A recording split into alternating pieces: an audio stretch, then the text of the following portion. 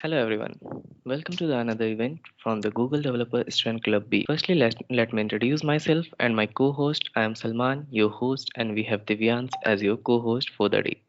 This event is a collaboration with our fellow university clubs ACM-BU and IEEE-BU. Android Study Jam are community events where developers come together to learn, create, and collaborate. Participants will follow guided code lab designed to improve their development skills, all with an extra focus on improving the quality of application. And to further guide us with that, we have our very honorable speaker, Mr. Subhrajyoti Sen, sir, a Google developer expert at Kotlin, currently working as an Android app developer at KeepTruckin with 5 years of experience in industry. Now let us start with first session. Hello and welcome, sir. I will let you take over the stage. You may please proceed. Uh, Thanks for the nice introduction. So since you've already said everything, I think I'll just talk a bit about the session. So in this session, I'll be going through a basics of Kotlin. So we'll just see what makes up a Kotlin program, what are the basics, how do you write small conditions, and then we will see how you can start using that to create your Android apps. Today, you will learn a bit about Android Studio, how to create projects, add some UI elements, and a bit of conditions. Let me start sharing my screen. I think I can. Yeah, I hope my Chrome is visible. Yes, sir, it is visible. Yes, sir, Yeah. it's good. Okay, awesome. So we'll start firstly with just some basics of Kotlin. All of you can go to this URL, play.kotlinlang.org. Or you could just go to Google and search for Kotlin Playground. You will get the same link. Kotlin Playground, edit, run, share Kotlin code online. So you can take a few minutes to open that, and maybe after a minute, I'll start walking you through some things.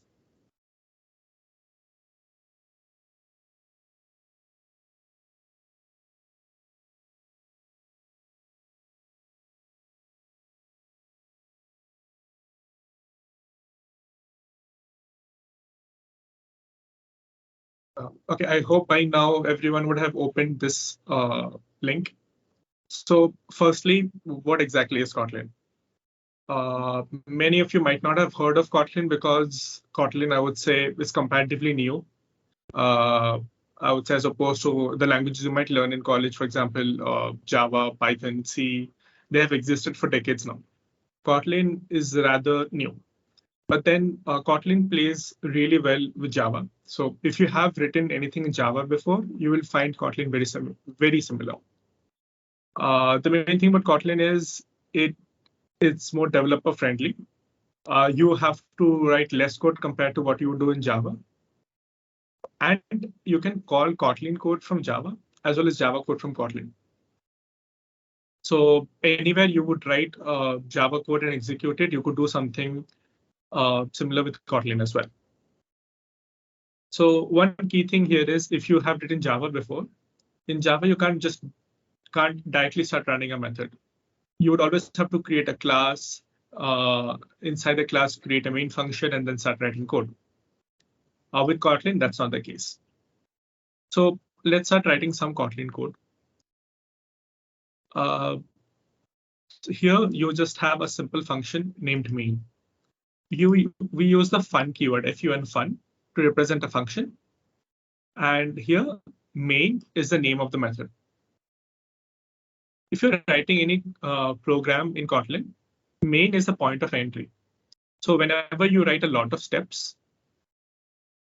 the first point of entry has to be main. And from main, you can call different functions.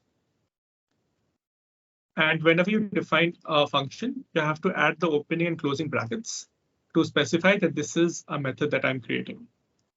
And this method has the curly brackets to specify what are the steps inside the method. So what exactly is a method? A method is just a set of instructions. A program is also something similar. A program is also a set of instructions. But with case of methods or functions here, methods and functions are the same thing here. So methods are reusable parts of code. So consider you are writing a piece of code that you want to run many times. Maybe it's something to do a print, or maybe you want to check if your PlayStation has come in stock on a certain website and you write some program for that. And you want to execute it every 5 minutes. Instead of writing the same set of instructions after every 5 minutes, you can create a function and call the function every 5 minutes, which makes it easy to go about. We will look into functions a bit more detail little later on. So what's the first thing that you do whenever you learn a language? You print something. So with Kotlin, to print something, you use the print function and you pass in a certain message. So all strings need to be inside these double quotes. Now here I can write anything. For example, hello world. Here, whenever I run this function, whenever I run this program, main is the point of entry. So main will get executed automatically. And inside that, we print this message called hello world. To execute code in this website, you have this play button to the right, the blue color button, which says run. Click on it, and you will see hello world. Now let's try printing hello and world in consecutive lines. So I just came to a new line and I typed world here. So we would expect first hello to be printed and then world. Let's try it out.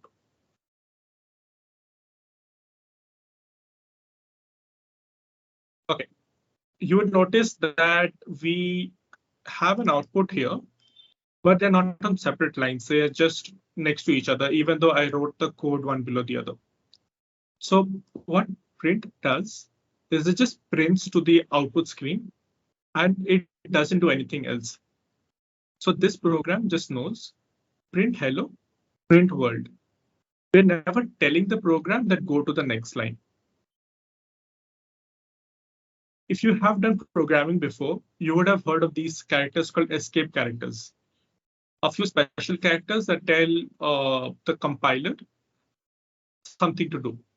So we could do something like /n, and /n tells the program to go to a new line after printing the message before /n. So let's execute this.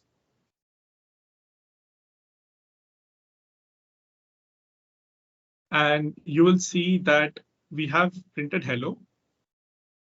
We have gone to the next line and then printed world. If we just remove the world here and put it after the /n, let's remove this print. This will also do something similar. That's because when Kotlin goes through the message here, it first finds hello. So it prints HELLO. It goes character by character. So HELLO, and then it notices /n. So it understands that it has to go to the next line. After it has gone to the next line, it can go to world, WORLD. It has printed them on separate lines. But it might not always be convenient to keep adding this /n. Maybe you are having some sort of a dynamic message. Here we are just specifying the message, but when you're writing a real-world program, you could be printing out a bunch of things. Maybe what are the prices of a certain item on Amazon for the last 30 days. You can't always keep adding /n to it. It would make your program a bit complex. So in such a case, let's remove the world here.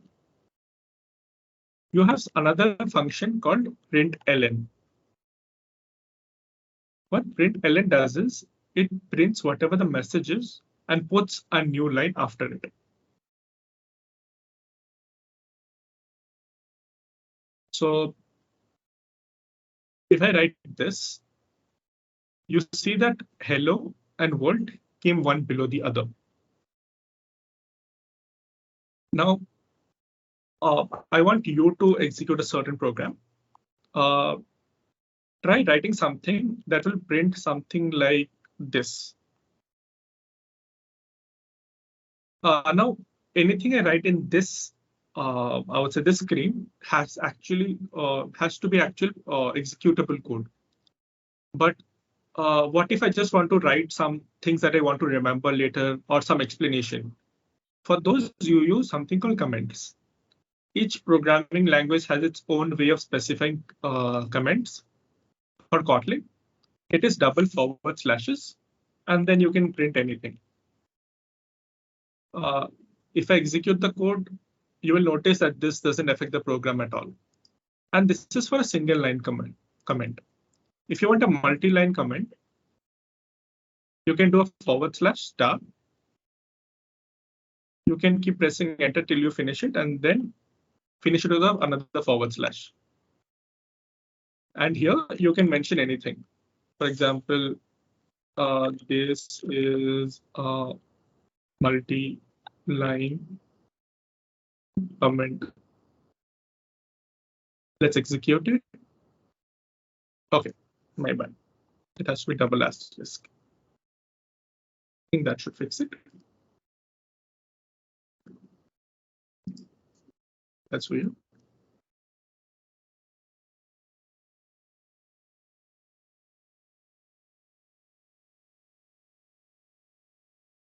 Yeah, it was a single asterisk, my bad. So you will see that this has still printed the message here, and all of this didn't make a difference at all. Now I want you to replace this part inside the main function where we are printing hello and world. And I want you to write something like this.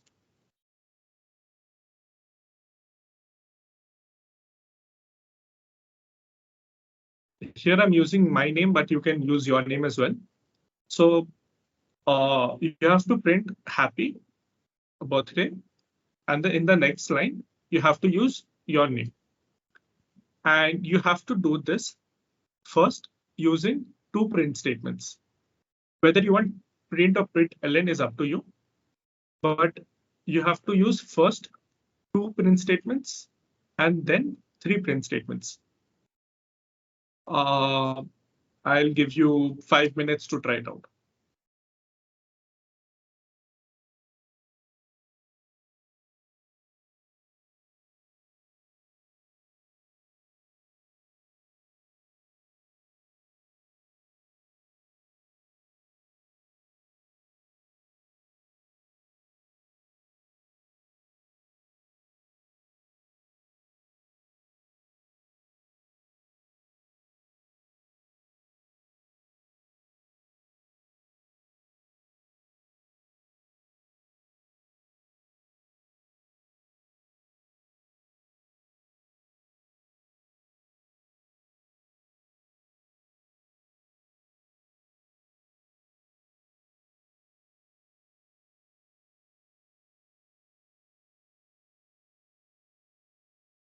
If you have any questions or if you're getting stuck anywhere, I think you can comment and I'll be able to see it. So we'll be taking up questions at the last of the session. And yeah. And so also we are done with this, so you can continue on. Okay, awesome. So let's see the first solution of what this would be is. So you can, if you just want to use two statements, you can go to hello world. I can make this and then I'll just paste in. Let's try executing this. Sorry, not hello world, it has to be happy birthday.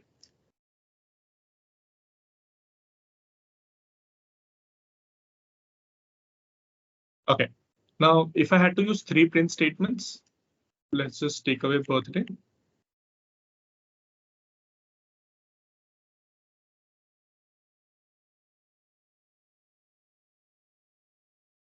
This should give us the same effect. It does. So I'm first printing happy with the space, then printing birthday and asking it to go to the next line, and then I'm printing my name. So this is mostly basics of printing. Let's get rid of all this and start looking at variables. So Kotlin has this concept of immutability. Immutable means something that cannot be changed. Now, when you program, you can have two types of variables. One is a variable whose values change over time, and another variable whose values won't change, or rather you can't change at all. So let's take a look at first mutable variables you can change. So the way you define a variable on Kotlin would be with a var keyword, give it any name, and then you can give it a value. Okay, this will compile fine, won't give you any errors, because now it didn't print anything because there's nothing to print. And it says that variable A is never used. Fine. Now, if you have written code in some other languages, you will know that you will have to specify a data type. In Kotlin, you use the colon and then give it a data type. Here I'm using integer. But Kotlin, like some other languages, is also smart. It doesn't always need you to specify it's an integer. When it sees that the value on the right is an integer, it will understand that A has to be of the type integer. Now, if I didn't mention int here, A was 5, it understood it. Now, what if I mention integer, but then I mention that this is a string? On the left, I'm saying that it's supposed to have an integer, but on the right, I'm assigning a string to it. If you compile this, Kotlin tells you that there's a type mismatch. Infer type is string, but int was expected. So you can see that it is able to figure out that you're giving it a string, and whatever you have specified is an integer. So if you're writing a new program, you can specify types to make sure that you're always giving the correct values. Once you're more used to writing Kotlin, you can skip the types. So let's make this 5 again. Now, remember when I said A is immutable, we can change the value of A anytime later on. I can maybe change it again. I'm taking the value of A, adding 1 to it. Now, when you want to print the value of a variable, you can use a dollar symbol and the name of the variable. Let's print it out. You can see that it is 11. So initially we kept it as 5, but then we changed it to 10. We added 1 to the value. So we did A equal to A plus 1. So it was 10 plus 1, 11. It printed 11. Now you can use this same procedure to print multiple values at the same time. So let me put a comma here, and I can put another variable.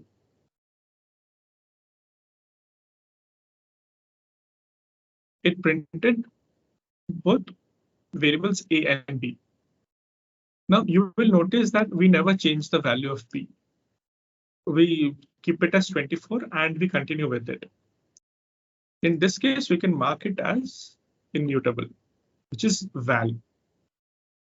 Var here means the value can vary. Val means it's a value, it won't change. Let's see what happens if you try changing value of B. We have marked it as a val, but if you start, you get an error saying val cannot be reassigned. So now you know how to declare variables and how you can print variables as well. So one quick exercise for you. Write code that prints a message like this.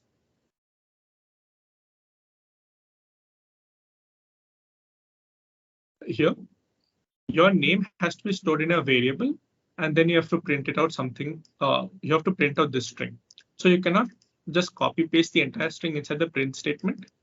You have to put your name on a variable, and then you have to print it out.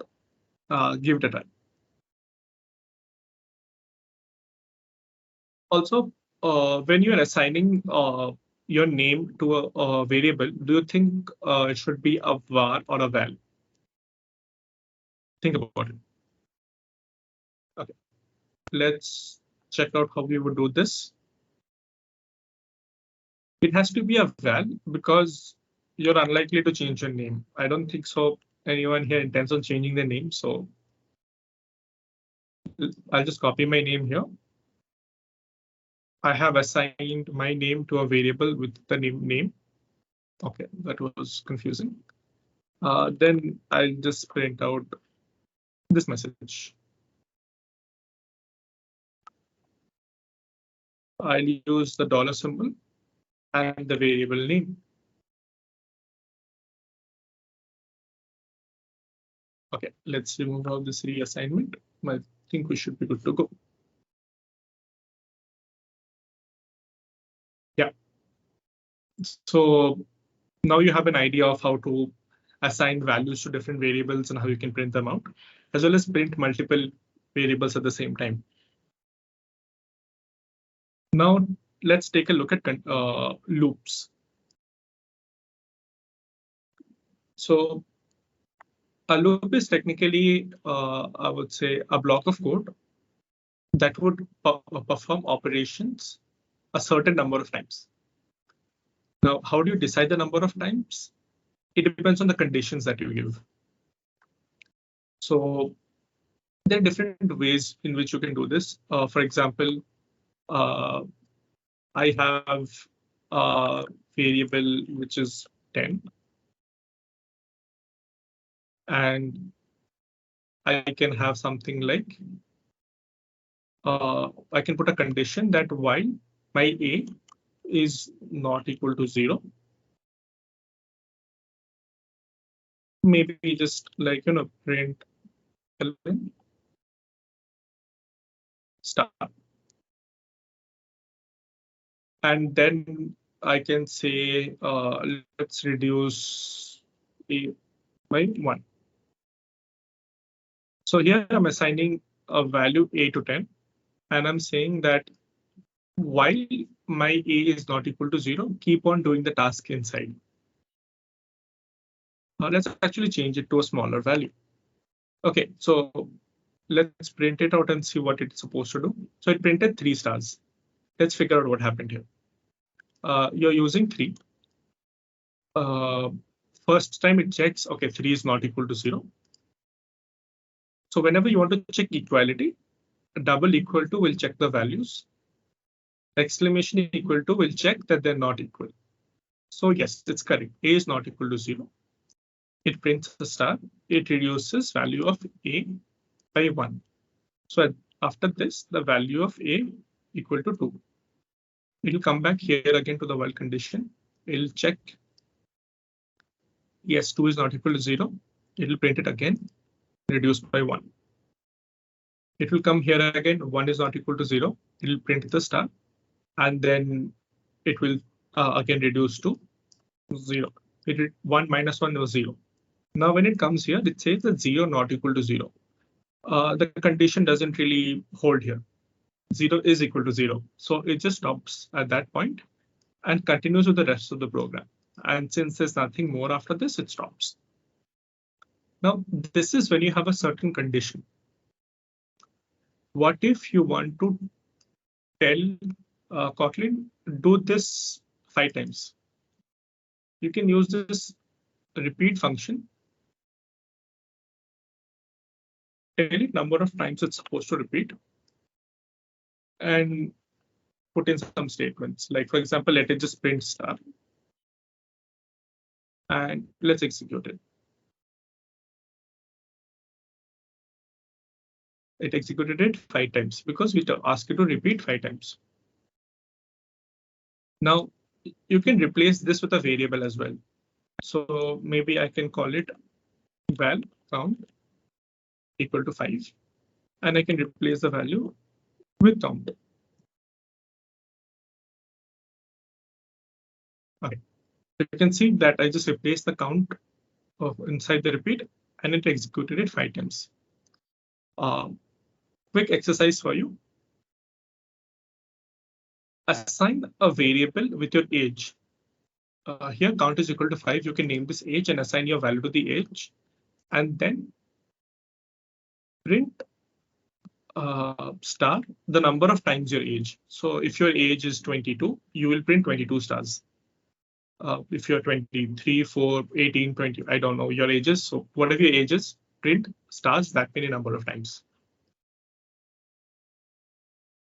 So consider if I am 26, I'll be like printing stars 26 times. You get the idea. I'll give you 2 minutes. Give it a try.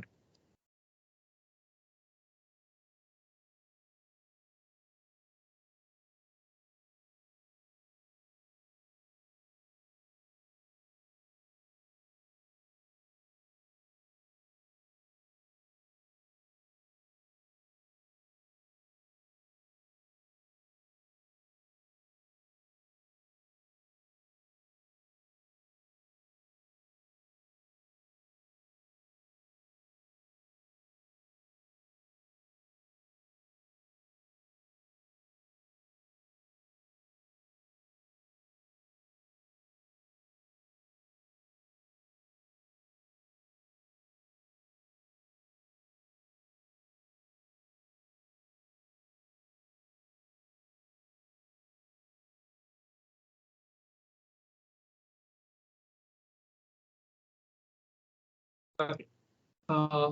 Let's see how the solution for this would be. I'm naming my variable age, 26.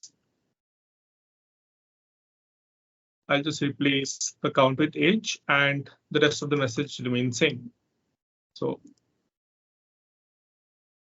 I'm not going to count all the stars, but let's assume there are 26 stars here. What if you wanted something like, let's see, what else could you do here? Okay, maybe some sort of a candle. Let's do this twice. I'll remove the println. And let's put in. Let's see how this looks.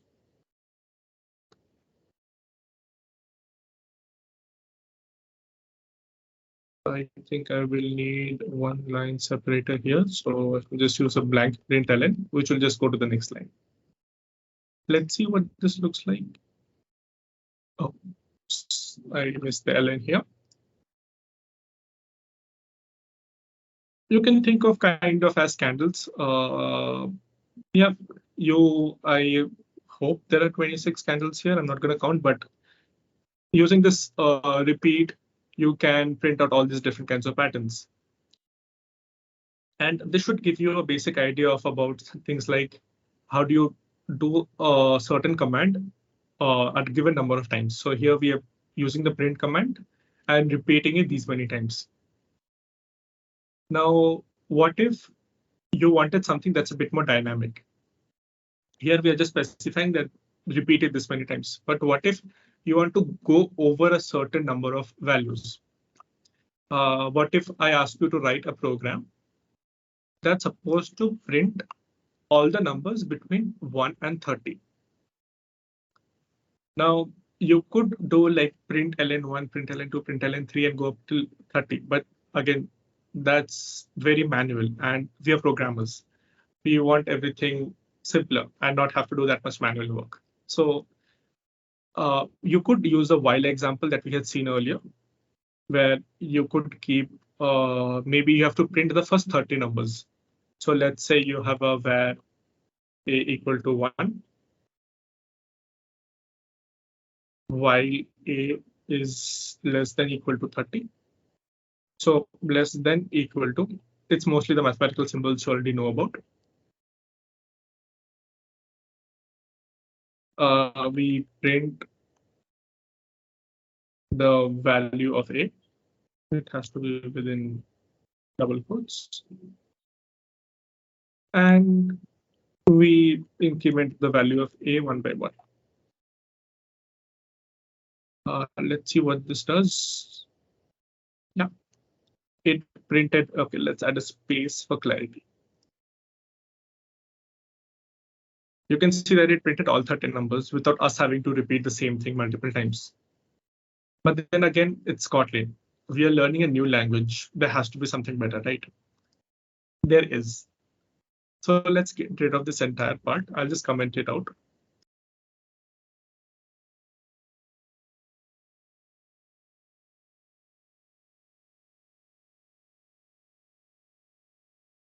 Okay, I commented out this entire part using the multi-line comments we had discussed earlier. Now, so a for loop usually uses one value, and it either follows the conditions or follows something called a range. So let's say I in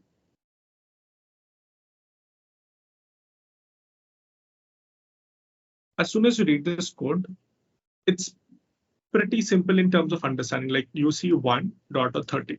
So we know that something is happening between 1 and 30. And that's exactly what this is. It will go from 1 to 30. It's called a range in Kotlin. So 1 to 30. And for I in, so what this technically tells us, for I between all the values 1 to 30, do something. We will just do this here. We will print the value of I.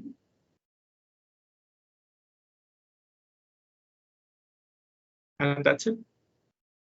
You can see that you didn't really have to write conditions, change the values, just specify the range, and then you can skip the ranges as well.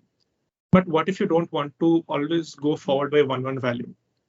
What if you wanted to start from 2 and then maybe print every alternate number? So 2, 4, 6, 8, and something like that. So you can use this variable called step, and let's use 2.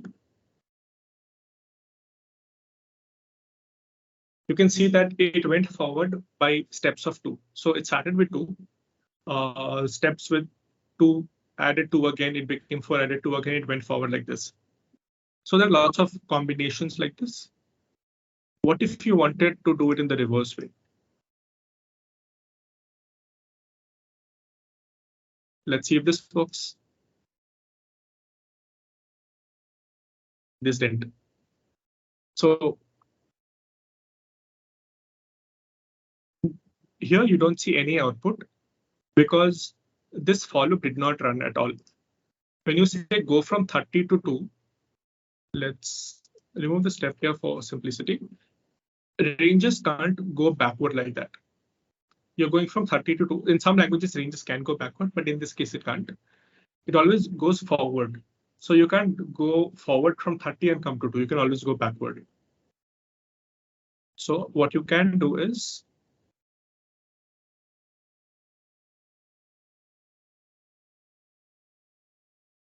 yeah, you can use down to and then tell Kotlin that start from 30, go down till 2 and print everything. Let's see another keyword.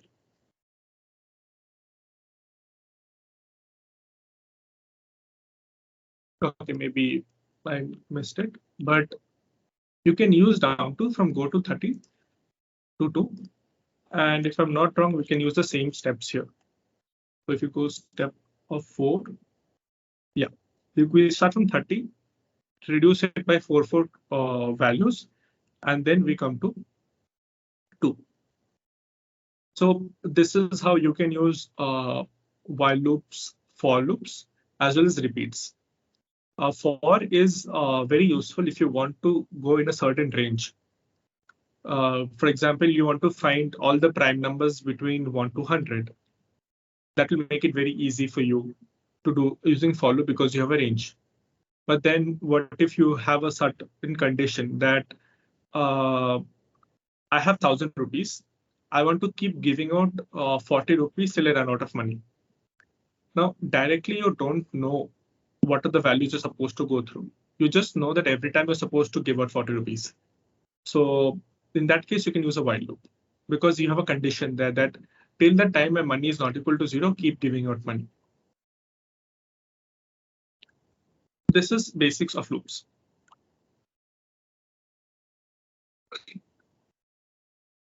Now, try writing a program that prints all the multiples of 4 from 0 to 40. So you'll have 0, 4, 8, and 8, 12, 16. Try writing a code that will, so technically supposed to print all the multiples of 4 from 0 to 40. I'll give you 3 minutes for that.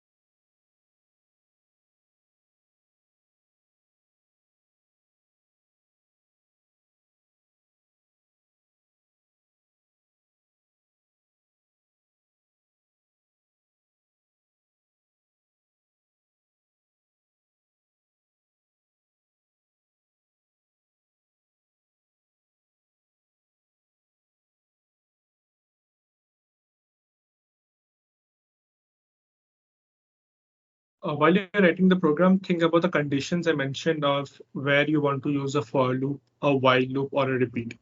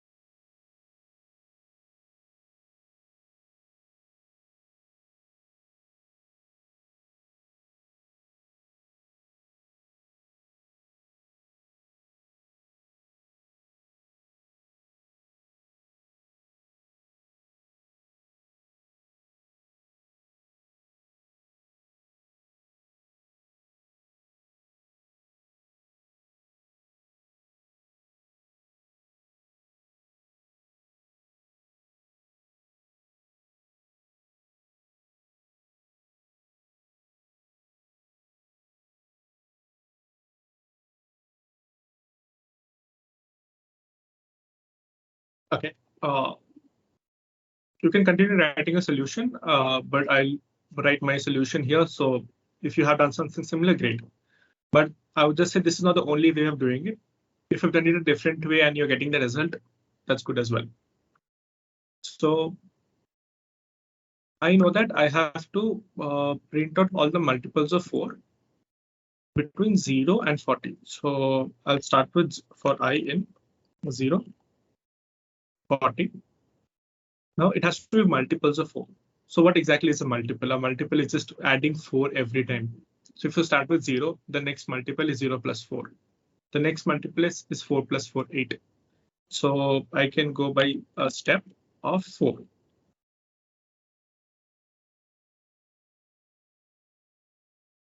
Let's add the space here to see if all the numbers are correct. Yeah. You could also use some sort of a while loop here, which would work out great as well. So maybe while, let's comment this part out. Maybe call it where num for number, start with 0.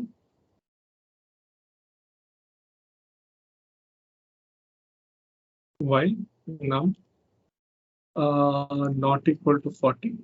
No, we want to print 40. So while number is less than equal to 40. Because as soon as it goes above 40, we don't want to continue. We can print out num. Let's add a space here. And let's increase num by 4 always. This should do the trick. We have all the multiples of 40, multiples of 4. There is one last concept that you need to know of before we can start going to actual Android Studio and creating your apps. So the next thing is called conditions. So you need conditions when you want to have different parts of your program execute based on some sort of condition. So you want to print the string even if uh, uh, the value can be divided by 2. If it cannot be divided by 2, you want to print odd. So let's say I have a var a. I'll make it 3. I can write an if condition. So we can think in terms of English that if a can be divided by 2, print even, else print odd. That's exactly what we will do. Now to check if something can be divided by 2, there's this modulus operator that gives you the remainder when you divide something. So if you divide any number by 2 and the remainder is 0, that means it is an even number. So we can do a modulo. The percentage is called modulo here.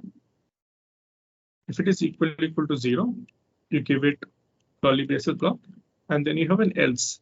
So it's how you tell in English. If this condition, do this, else do that. So here I can print out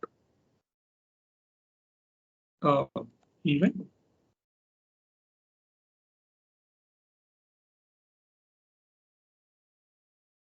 Here I'll print out odd. So what this value does, let's execute and see if it works. Yeah. A is 3. If you divide 3 by 2, you get a remainder of 1. So this condition is false. It will come here, it will print even. Let's try 42. Even. Now, I want you to write a small snippet, like a small piece of code, where you have a variable called age. You assign an age. And if age is greater than or equal to 18, print the message can drive. If it is less than 18, print the message cannot drive. Go ahead. It's fairly simple. So 2 minutes for this.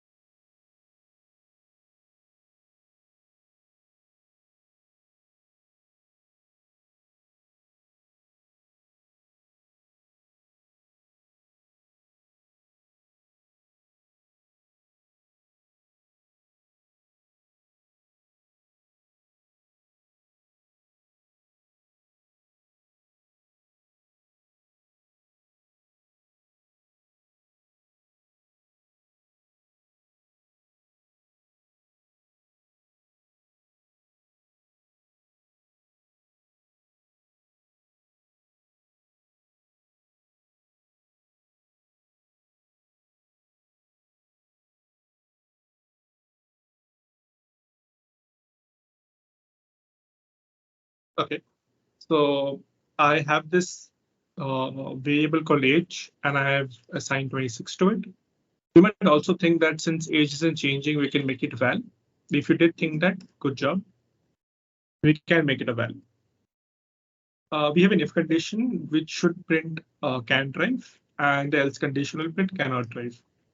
So let's put in a condition here. So if age is greater than or equal to 18, you can drive. Let's see if this works. Yes, I'm 26 and I can drive. Let's check the other condition as well. 7-year-olds shouldn't be driving in the first place. They can't drive. Awesome. What if you wanted to reverse this? Let's try that out as well. Maybe for some reason your if has to print cannot drive. In this case, we'll just need to do the opposite. So here we have greater than or equal to 18. The reverse of that will be less than 18. Yep, this Silicon Drive. Awesome.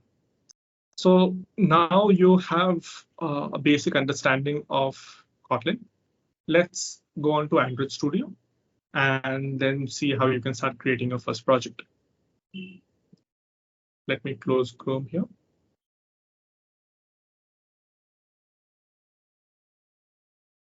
Okay, this became a bit too big. Yeah. So ignore the projects mentioned on the right side. They are just your recent projects that will show up. So you can go ahead and open Android Studio. I hope all of you have Android Studio installed. If not, you can follow along, then try it out later. So take, I guess, 10 seconds or 15 seconds to launch up Android Studio. Depending on the system, it can take a while to load. Now, depending on which version of Android Studio you have, this screen might look a bit different. I am on the latest stable version of Android Studio, Arctic Fox. You might have a canary, you might have an old installation of Android Studio, but that's fine. The concepts remain the same. So if you have this screen, first thing you can do is click on this options menu. I'm sorry.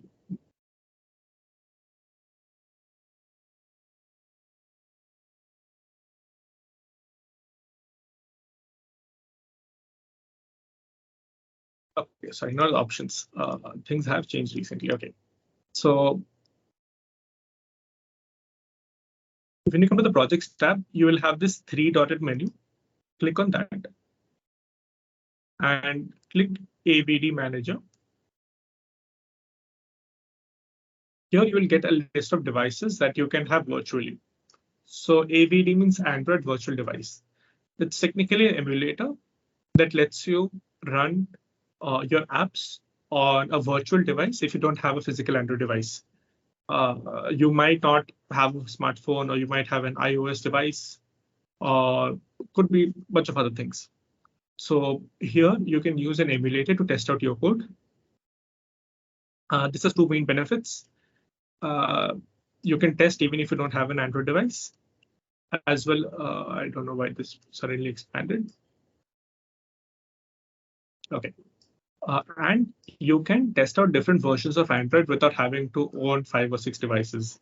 So if you take a look at the list of devices I have, you can see this column called API. API refers to the version of Android.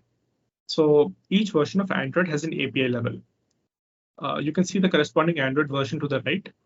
So Android 11 is called 30. Android 12 is 31. Similarly, Android 6.0 was 23, 10.0 was 29, and each version of Android that's released, you'll have a different API number. Now, sometimes there are smaller increases as well. You might not always have 5, 6, 7, 8, 9. You can have something like 5.1. So here 5.0 is 21, but 5.1 was 22. And you can see I have so many different types of devices on my system. I have Android 11, 6, 10, 5. So I have 4 versions of Android that I can run on my system to test out my apps without having to go to my friends and finding 4 different Android devices. So these are the main benefits of having an emulator. If you don't have an Android device, you can create an emulator. Go to create virtual device. Here you can choose a kind of device you want. You can have TV, phone, Wear OS is the one that you get on your watch. So there are different, I think Samsung has and a few other manufacturers create these Android watches. So that's where Wear OS is installed. You can have tablet and you can have automotive as well. So automotive is Android Auto, where you have Android installed on your car's central system. You mostly won't need all of these unless you want to create an app for TV. You have a brilliant idea which you think would look great on a TV. Go ahead. You can use phone.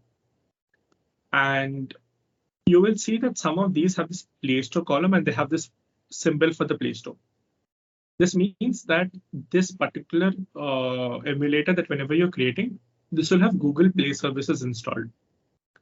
So Google Play Services is what allows you to install Google services on your devices. For example, having Google account, Google backup, things like the Google Assistant, and even the Play Store. Now, if you have an app that needs to interact with a lot of these things, you have to use an emulator which has the Google Play Store installed. For example, you created an app and you want the users to give you a rating. So you have a button called Rate, which opens Play Store. Now, if you test this on a device that doesn't have the Play Store installed, it'll most likely crash. But if you want to test it on a device that has Play Store installed, you will have to do something that has Play symbol here. I'll choose Pixel 5 here, Pixel 4 rather. Click on Next. And here you can choose which version of Android you want. You have R, Q, Pi, Oreo with the API level to the right. I already have R downloaded. For example, if you wanted to download Q, just click on download. It'll start downloading. Depending upon which image you select, the size can be a bit big. So I'll just cancel this. Once you have something downloaded, you won't see the download button next to it anymore, like I have for R. And there's this nice option called the Android level distribution chart. Click on this. It'll load up the distribution of all the Android versions across the world that Google has collected data on.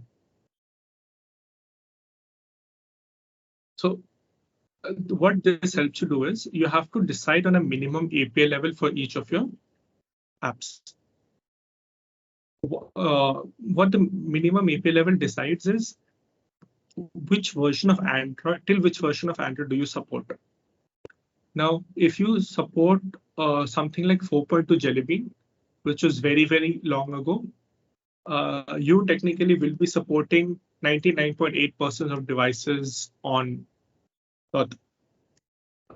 Similarly, if you target Lollipop, which is 5.0 and has the API level 21, you will be addressing 98.0% of all the Android users in the world.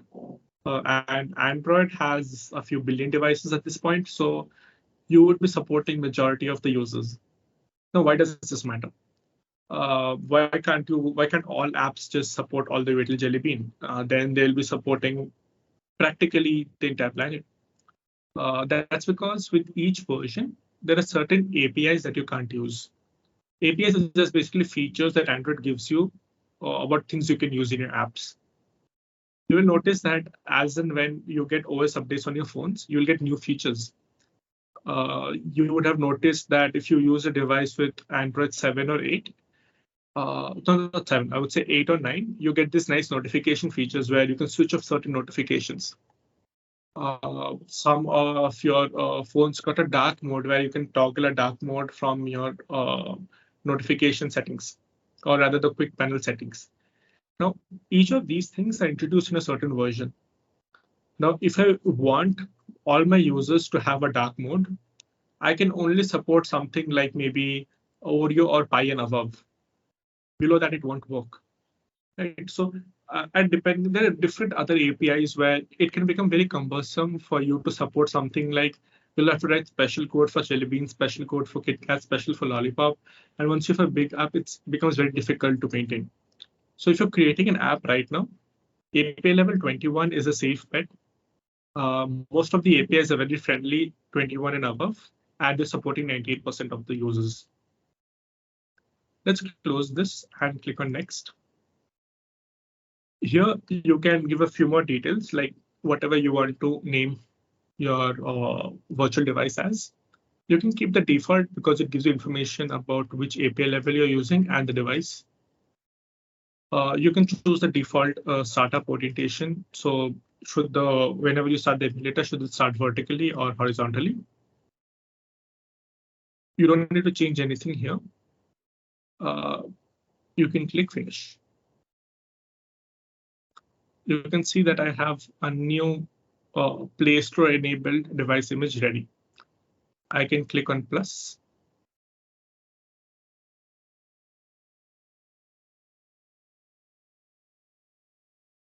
This loaded up my emulator. The shape of the device would be pretty close to what a Pixel 4 would be. If you want phones of different shapes and sizes, you can choose them accordingly. If you see, I have an image called the Pixel C here, which is a tablet. So just to give a demonstration, I'll try running it. And let me bring this to this screen. You can see that it's the size and shape of an actual tablet. Let's close this because two emulators can drain my computer significantly. Okay, this is booting up. So while this image boots up, let's see how you can create a new project. So back on Android Studio, you have this new project button. Click on it. Android Studio will give you a bunch of options. Again, you can see that there are different templates that you have to the left. Now, a template does create, I would say, a basic set of configuration and files in your project. So if you're starting a new Android project, you can use a template that will just create one screen and add the basic set of libraries that you will need in your app. A library is basically a code someone else has created for you, which you can directly use. If you wanted to create everything on your own, you could do that. But the thing is, you might not know all the best practices, the best way to structure your files and things like that. Our template does all of that for you. So let's select empty activity here. We wanted to create an app for phone and tablet. So empty activity, click next. Here is where the main details of your app come in. We want to name an app something like birthday card. A package name is your unique identifier for your app. Consider something like your Aadhaar number. No two people in the database can have the same Aadhaar number. So similarly, in package name, your package name has to be unique. Because this package name is what Play Store will use to identify your app. So if two apps try having the same package name, Play Store will get confused. It won't be able to figure it out. So the package name has to be unique. Usually the good practice is to use your domain name in the reverse order. So if I have a website with, like, for example, subhrajyoti.me, I would do the reverse here. And then I would put my birthday. No two people will have the same URL, so or same domain name. So you can use your domain name if you have one, or you can create something, I would say, hypothetical as well. For example, com.yourname.something, and then continue with the name of the app. This is the location where your app will be stored. So you don't really need to change this, but do keep a note so that later on you can find it. Language, you have choices of Java and Kotlin. But if you're learning Android right now, just go ahead with Kotlin. And this is the main SDK level I was talking about. If I choose API 21, you can see that this app will run on approximately 98% of devices. If I choose Android 12, it'll run on less than 1% of devices because not many devices have Android 12. So in case you ever find yourself creating an app that needs certain features from different versions of Android, choose that version and see how many people you will be supporting. Now, I can make my life very simple if I choose Android 10, but then I'll only be supporting 50% of devices. Is it worth it? It might be worth it depending upon your business. For example, if you want to create an app for, I would say, majority of the Indian population, you should be trying to keep your API level as something like 21, because that's what majority of India will have. But if you want to create an app that wants to, I would say, target people in cities who would, I would say, invest their money in some sort of a, I would say, some sort of stocks or mutual funds, something like that. Now, you know that these people live in cities to have extra money that they want to invest in different things. So based on that, you can do a survey of what kind of people they are and what are the devices that they do have. And based on research, you'll find that these people are likely to upgrade the phones once in a while, and you can keep a more recent version of Android. Or maybe you're creating an app that you will give to users on a certain device. Like, for example, I would take Byju's. Byju's gives an app along with a tablet. Now, they know which tablet they'll be giving, so they can just give everyone a tablet with Android 10. In that case, they can just keep them in SDK as Android 10. But as a best practice, I don't know how that menu went up. Okay. Let's choose Lollipop. And yeah, click on finish. Give it some time. Here, Android Studio is creating these, I would say, default files for you. You can see some files appear automatically.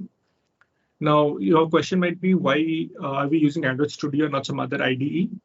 If you have worked on other languages, you know that you can use a bunch of IDEs to do the same thing. But when you come to mobile development, each platform has its own IDE. For example, if you're doing iOS development, you'll be using Xcode. If you're using Android development, you will be using Android Studio. Technically, you can use other IDEs as well to compile Kotlin code. But the problem is you won't get a lot of tooling on features that Android Studio gives you. You can preview your UI without having to run the app on Android Studio. There are new features like Jetpack Compose. It's a new way of writing UI, which will again only be supported by Android Studio. There are a bunch of these small features that make your life simple as an Android developer. So you can use Android Studio to make use of them. You can just even go to the command line and compile your apps, no issues. But if you want these features, you'll have to stick to Android Studio.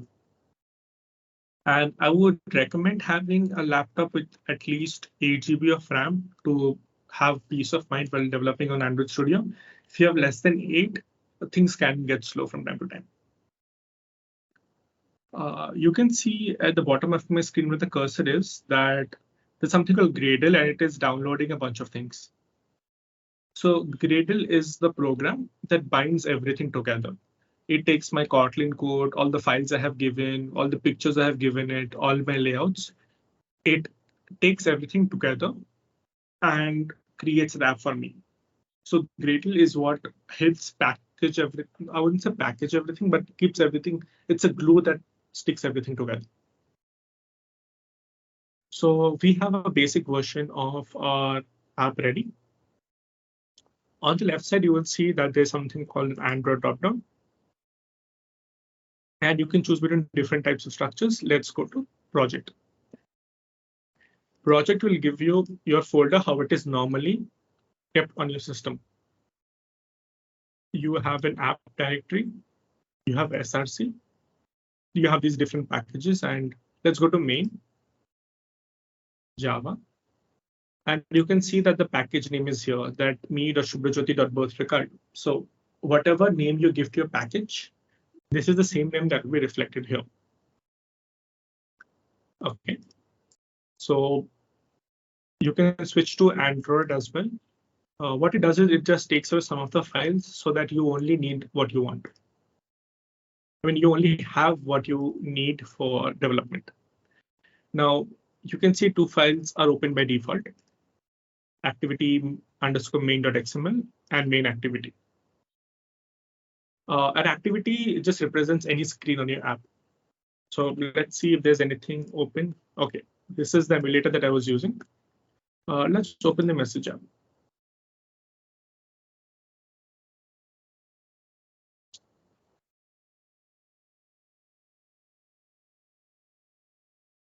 This screen that you see on the app, that is an activity.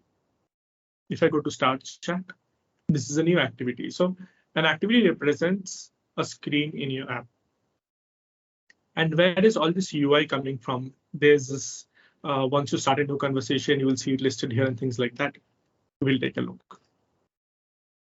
So if you have a physical device connected, you can go to this part where you can see a device name with a run button.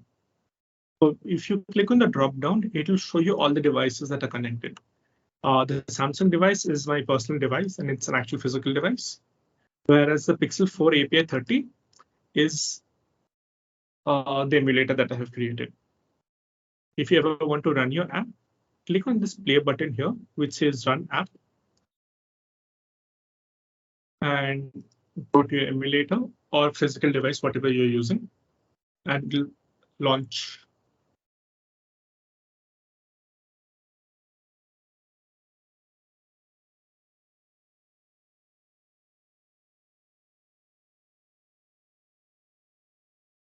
Hello, sir. Sorry to interrupt, but we do have a suggestion. People are asking to increase the font size if it's possible. Sure. Thank you.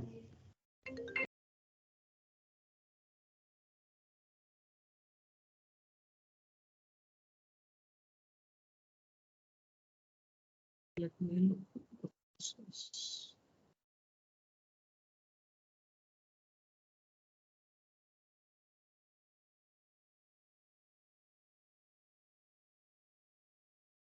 Okay, let's make it.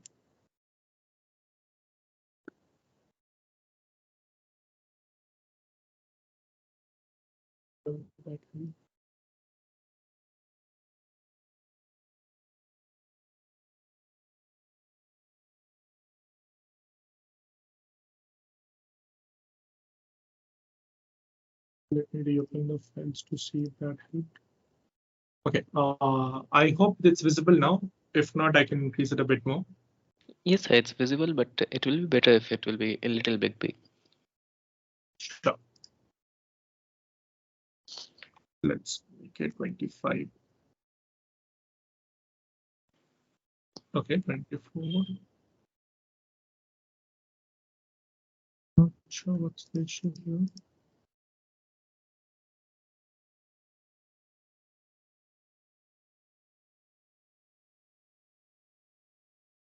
Yes, sir, now better. Thank you. Okay, awesome. So you can see on the bottom that it shows installed. So it's almost installing the app onto my phone.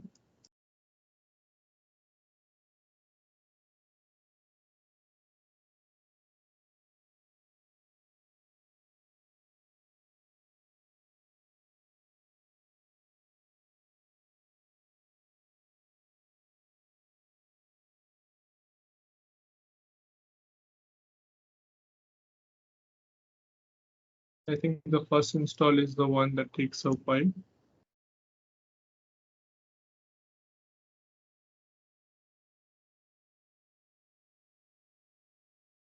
Okay, the app has started and you can see that the name of the app is whatever we had given it. And then there's a hello world message. So where exactly is this hello world message coming from? Here we inside the activity, we have this method saying set content view, and we are passing in a layout file. So we are telling that for the activities view or whatever the UI is, use this layout file. Let's look for this activity main. Since it's in R here stands for resources. So we have this RES folder to the left. That's what R represents. Then we have layout. So we have a layout folder here. Let's expand that. And yeah, we found activity main here. Let's open it up. So here you have different types of views. You have the design view, if you can follow my cursor. You have the split view, where you can see code and XML at the same time. Sorry, code and preview. And here you have code, which is just the XML code. Let's take a look at only design first. You can see that this UI, whatever you're seeing this preview, is the same as what you saw in the app. This is one of the features that Android Studio gives you, that once you have created your UI using XML, you'll be able to preview it, which you wouldn't be able to do in either IDEs. Now let's try changing this hello world message. If you select hello world, you will see on the left, there's something called a component tree, and it says text view. A text view is something you use to show text to the user. And you can see that as soon as I click text view, I got a lot of options to the right. These are all the different properties of text view that I can change. You will see that there's hello world here, which is for the text attribute. Let's say happy birthday. You can see that it changed to happy birthday. Let's take a look at the code as well. You can see that we have a text view, and then inside the text view, we have this text attribute. and inside that we have happy birthday. You can change the value here as well. If I go back to my design, you can see that this has been changed. Like, let's see how we can change a few more properties of the text view. Let's say we want to increase the font size. Let's look for the attributes that can go with font size. So it could be something like font size or text size. If we go to the right and search for our attributes, you can scroll and go look at the different attributes and try changing things here and there. Here towards the end, you'll see something called the text size. It's a default size of 14 SP. So SP is just the unit you use to say how large your text should be. Default is 14, but let's make it 21 SP.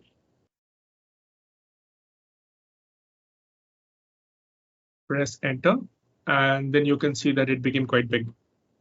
Let's tweak it a bit more and make it 24. Okay. There are a bunch of other things you can do as well. So you have this attribute called the text color. You can choose any color here. Maybe I want red. Okay, so there's just a text view with some text. If you want to position it separately, you can drag this around. Let's move it a bit towards the top.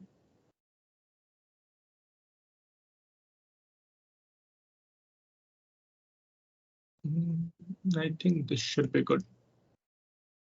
These lines that you see, these chained lines, they are just a way of telling the preview or telling the UI processor how to position this view. So we are telling that this view will be connected to the four ends, and then we'll give it certain conditions. Like let's place it here.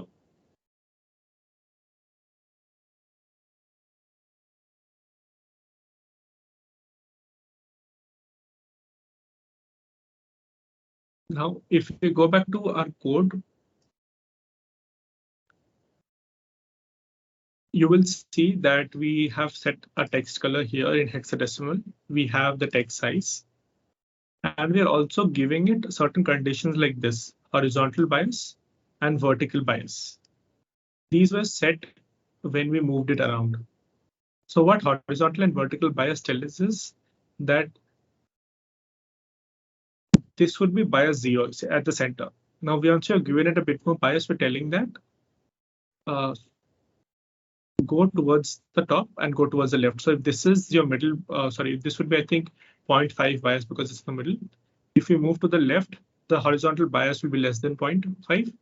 If you move upwards, the horizontal bias will be less than 0.5. So depending upon how much you want to give, like consider the messages here. Let's increase the bias a bit and you'll be able to see it move. Right. The horizontal bias is 0.823 and vertical is 0.8. Let's make it 0.15. So we increase the vertical bias, we expect it to come down. You can see that it has come down compared to where we had put it. Now, what if you want to add another text view to it? Here you can see something called a palette, which has different types of views that Android gives you by default. You have the text, button, image, and a bunch of other things. We want to add another text for now. Let's change. Now we have to tell Android how to position this. So what we'll tell is the right should be aligned with the right and bottom should be aligned with the bottom. Here there is a layout attribute which I have expanded to show you how you can make a difference here. Now, once I've selected this, I have these, like I have connected the right and I've connected the bottom of it. If I wanted to give it a spacing of 24, you can see that I got some spacing at the bottom. Let me zoom in this if that helps you. I'm just zooming in so that you can see clearly what's happening here. If I come here and on to the right, I say give it a spacing of 40 dB. You can see that it moved. And you can also see the numbers displayed here. Now let's change the value to something like from your friends. Enter. This doesn't look that nice. So this time let's try changing it from the XML. So I'll go to the split view where I can see the preview as well as the code. Now let's see text size. And you can see that Android Studio auto completes a lot of it for us and gives us suggestions. So I'm choosing text size and I'll say let's make it, the top one was 24 SP, so let's make it 21 SP. You can see that the size increased.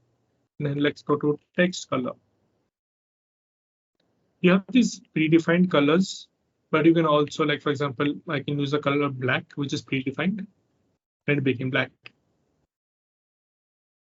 Let's run the app to figure out if it's working fine for us.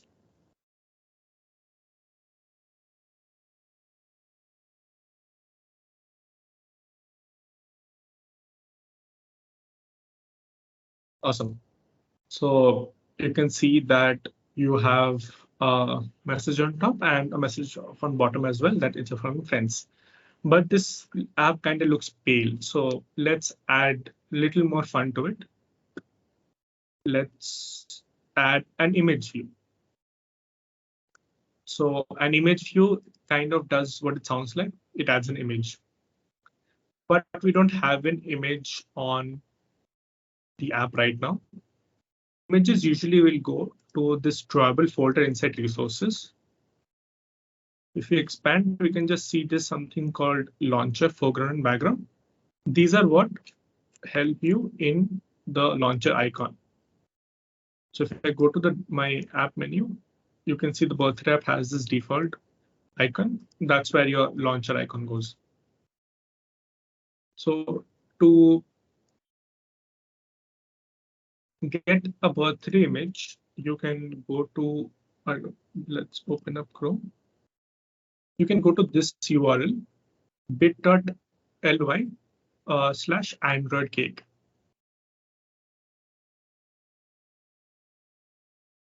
This is a big image of a birthday cake or a cupcake rather. You can download this image. I'll just click on save as. It's called Android Party. It will go to my downloads. Okay.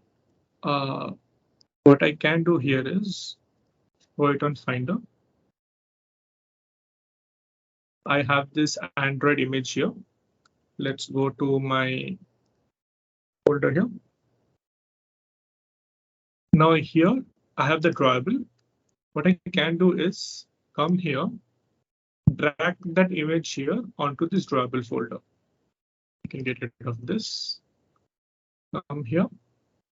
And it's asking us whether it should go in this drawable folder. Move file, this file, the Android party to this destination. Yes, we can click on refactor and we have the image here. Awesome. Then what you can do is drag and drop an image view here. It'll ask you to add a resource. Basically, it'll ask you to give you a file from where it can load an image. We can select Android party. Okay. You can see that this view is kind of not aligned to anything. Let's fix that. You can drag the top part of this to the edge of the screen. Similarly, you can do it for other edges, or you can come to the editor here and just click on this plus icons. It'll take to the entirety of the screen. But this looks okay, but it would be better if the image was taking up the full space. Now you will notice that I have this view is actually taking up this entire screen. But then it's not the, even though this image view is taking up the entire screen, like you can see image view shown here and it's taking up the full thing, the image is not taking up the entire space. That's because by default, image view will respect the size of the image. This was a square image, so it took up a square with the maximum space it could. So with this maximum width, it had to maintain the aspect ratio that the width and the height have to be same. So even the height is same and it can't expand.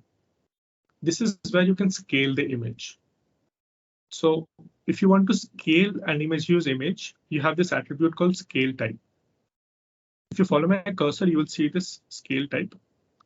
It has different values. Like you can change and see what happens.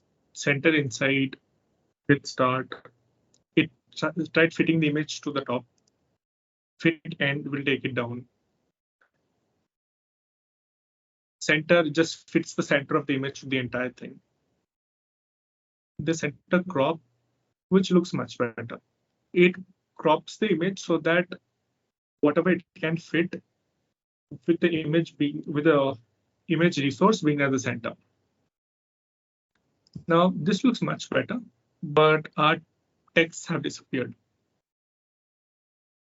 It's because Android is drawing it in terms of layers. So if we look at the component tree here, first the two text views are drawn and then the image view is drawn. So the image view is drawn on top of the text views and you can't see them. All you can do is drag this image view to the top so that first the image view is drawn and then your texts are drawn. Run the app.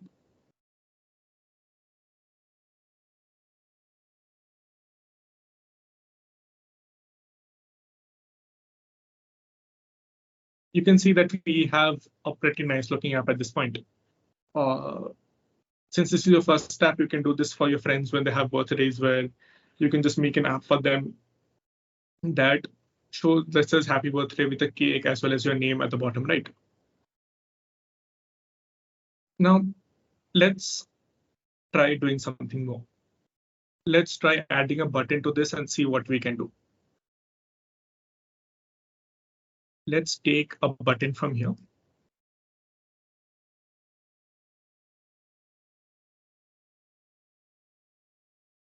By default, it's called a button, but I think we can change it. So let's look for a text attribute for this button.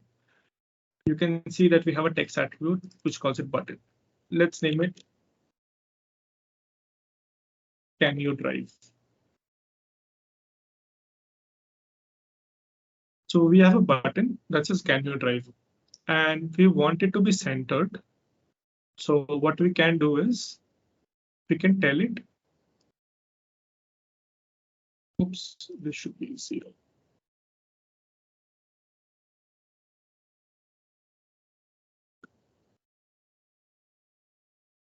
Okay, this got misaligned. So let's just undo that. I'll put this right side to the right side of the parent and the left side to the left side of this. So when you give it two sides that constrain it to the right and constrain it to the left, it just center aligns. So it's like equally in both directions, which technically means it's at the center. Now you have a message called Can You Drive? So let's figure out if the person can drive or not. So first thing you want to do is add something that can listen for clicks on this button. Let's go back to our main activity because this is where all our logic will lie. So let's create a button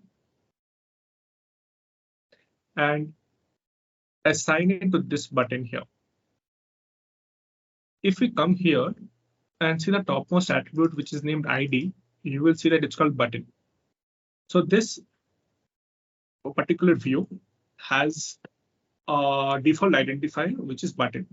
And all the views that you have used here, that is your text view, the image view, the button, all need to have unique IDs.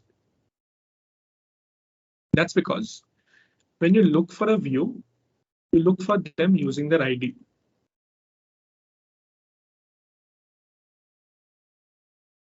Now, here it's saying that it doesn't not enough information to infer type. Let's tell Kotlin that it's a type of button. Now it knows. Now the thing is, if I had two views with the name button, with the ID button, Android wouldn't be able to figure out what's happening. So all IDs have to be unique. Now I can do whatever I want with this button. For example, I can do button dot text, and I can change it to hello world. Now, even though preview shows can you drive, when we run the app, it should technically show us hello world. Yeah, you can see it's hello world. Okay, this went to the top. Let's fix that. That's because we didn't tell how to vertically align the button. We just told Android that horizontally center it. So what we can do here is align this to the bottom and maybe add, I don't know, 60. Looks good. Let's make it 68 to be a bit cleaner. Yeah. Let's run this.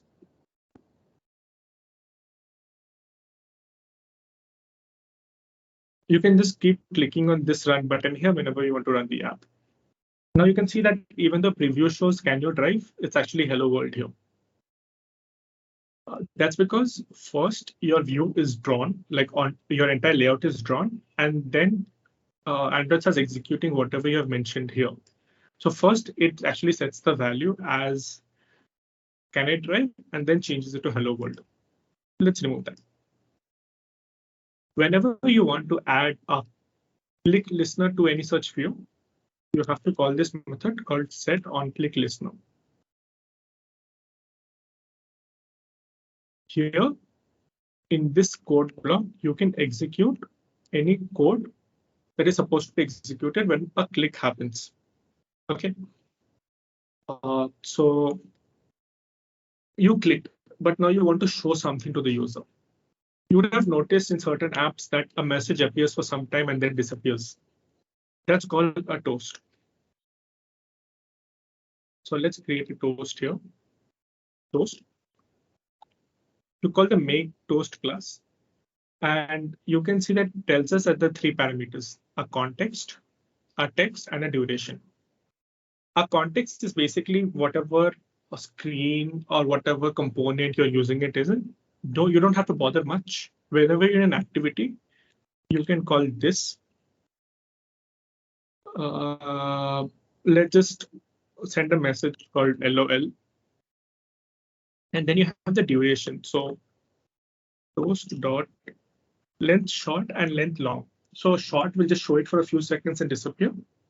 Long will keep it for a few more seconds and then disappear. I think you can just keep it as short. And then finally, you need to call show. So whenever this button is clicked, you will show this toast message.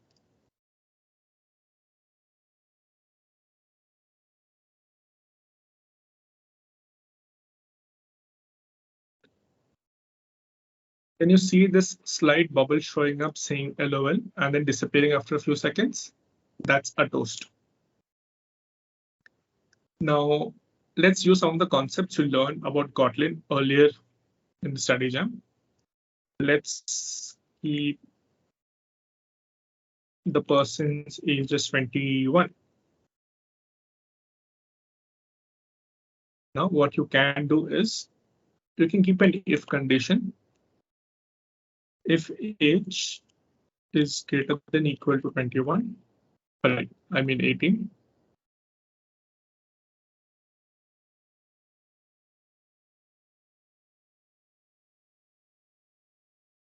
We'll change the text. We won't show LOL. So if it's greater than equal to 18, we can say can drive. Otherwise, cannot drive. Let's try running this and see what happens. So let's click on the Can You Drive button. Turns out your friend can drive. So just for a fun factor, you can add this to your app whenever you're gifting your friend. What if you're 17? Let's run the app.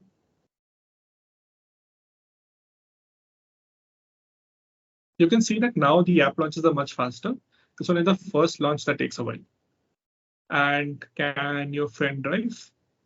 They cannot drive because they're just 17.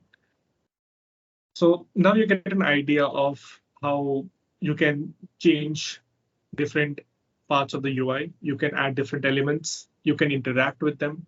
You can change their values. Let's try something a bit more.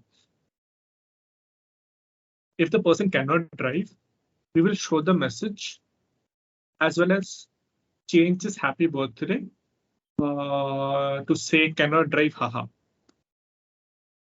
No one talks like that, but sure. Let's just print haha there as well. So what we can do is get the text view.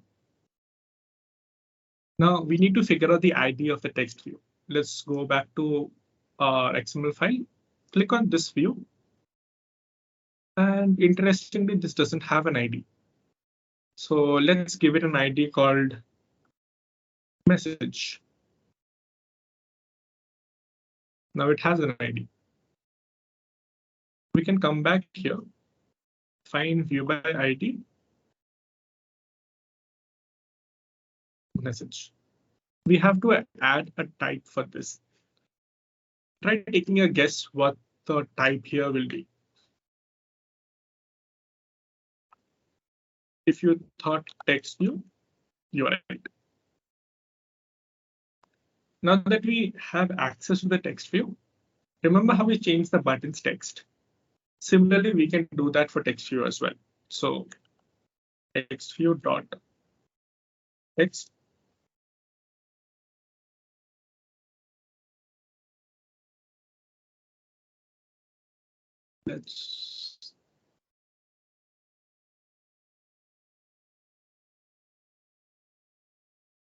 The app still looks the same. Let's click on Can You Drive? They cannot drive, and you can see that the message on type also changed to cannot drive, haha. So this way you can add different conditions to your app, change different parts of your app depending on interactions. Here you click the button. Based on the click, you look for conditions, and based on that, you can change your UI to show different things. You could use this for other occasions as well. Maybe someone won a tournament. You can put in a trophy image there and say congratulations.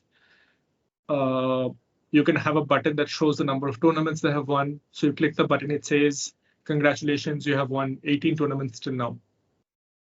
If your friend has won 18 tournaments, you should be congratulating them. But yeah, this should give you an idea of what's involved in an Android app and what are the things you can do. In the next session onwards, you can start doing things like taking input from the users, that you can take certain input and do actions based on that. It could be some sort of a calculator where you take inputs based on the operations, you give out outputs. You can even modify this app to take the person's name and age and then create the screen. So that way you won't have to create an app for everyone's birthday. You can have one app. Inside the app, you input the name and age, and this app will generate the screen for you. So instead of having to do an app every time, you have one app that works for all scenarios. So all that's for the next session. Thank you so much, sir. And also, we learned a lot about this, and I'm going to make this app again and send it over to my friends as well. And I hope the audience enjoyed it as well. And yeah, thank you so much, sir. How was your experience on the GDSC event today? It was pretty good. I think this is the first time I'm actually talking about Android from the beginner level. So it's a different experience for me as well. And I see a pretty big turnout, which is a great thing, which shows a lot of people are interested in learning Android. I didn't really know so many students in colleges wanted to learn Android, so that's a great thing. That's amazing, and I believe the audience enjoyed as well. And if you guys faced any type of questions during the session, you may pick it up now. Sir is here to answer you all. So yeah, kindly raise your hand or drop your question inside the chat, and one of us will pick it up and deliver it to sir. So we are taking your questions now. You can just ask over.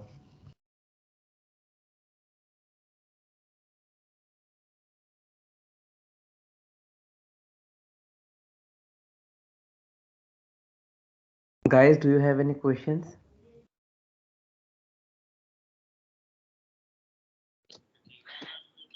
First of all, thank you, sir. Thanks for the session.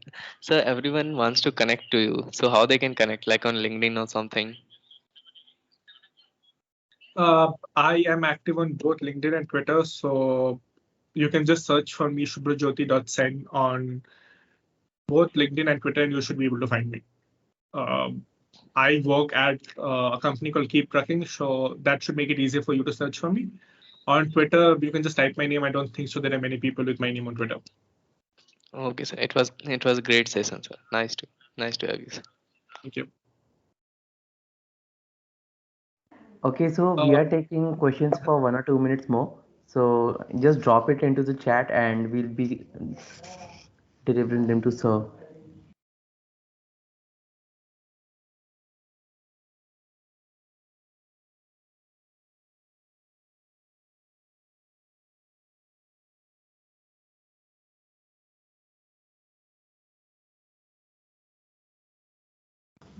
So sir, would you like to give insight for the next session, like a small pre-insight of what people are going to learn over there? Sure. So this session was mostly about like just creating the basic UI and interactions. In the next sessions, you will also learn how you can add different types of UI elements, not just something like I would say simple as buttons and text, but rather how do you let users make choices? How do you organize your code? Whatever you wrote today can also be written a bit better. For example, the part where we checked the conditions for checking age, all of that was in one place. If you're actually making an app, it would be nice to separate out that code. So you'll learn a bunch about these things. But it'll mainly be like creating more, I would say, interactive apps and writing more complex conditions. Wonderful, sir. And we have a question from Samrid. So Samrid asks, why do we need Kotlin if we know Java? As a programming language into Android development, we have Kotlin and Java. So what are the basic differences if you can point out? Awesome. That's a good question and something that comes up quite often. So Kotlin as a language is, I would say, much simpler to understand for someone new. And if you've written Java, the transition is simple. But Kotlin does a lot more. So recently, there's something called Kotlin multi-platform as well, where you can write Kotlin code that can be shared across Android, iOS, macOS, Apple Watches, the web, desktop. So you can have one business, or you can have like all your conditions can be written in Kotlin, and then you can use them across apps. So right now, if, for example, the simple birthday app that you created, where it checks for ages and things like that. Now that's just one small thing. If you have a bigger app, you would have 10, 20, 50, 100 conditions. And if you're creating different apps, you would be repeating, like, for example, if you're writing for iOS, you'd be writing the same code in Swift. For desktop, you would be writing the same code in Java. For web, same in JavaScript. But with Kotlin, it's possible to write that code once and use it across all these environments. Kotlin has a bunch of different libraries that make your life simpler. Kotlin also has, I would say, better threading options where in Java, doing threading is fine, but then Kotlin has more efficient options for it. As well as the standard library that comes with Kotlin is way more powerful than what you would get with Java. For example, if you have a list of items and you want to maybe do some filtration operation or do some different types of operations, the Kotlin standard library has thought of almost everything that you would want to do with values, and they have put it there. So you wouldn't have to come up with any new things. And also when you write Kotlin and Java code, you will see that you remove a lot of boilerplate from Java. Kotlin is more concise. So sometimes I would say, write maybe 50 lines of code to do something in Java. With Kotlin, it can be 20, 25 lines at times. So less code, more readable, and more things you can do with it. But of course, not saying that Java is a bad language. It's a great language. What Kotlin has done is it's another language that runs on the JVM, but it has taken the good things out of a lot of languages and put them in one language. Okay, I hope that solves the query. And that's it for today, sir. And thank you so much for joining with us at Bennett University. And we wish to see you again on 13th on our second event for Android study camps. And also, guys, that's not it. We have two upcoming events as well, and do join them to get more knowledge on Android and Kotlin. Thank you so much, everyone, for joining. Thank you, sir. Thank you.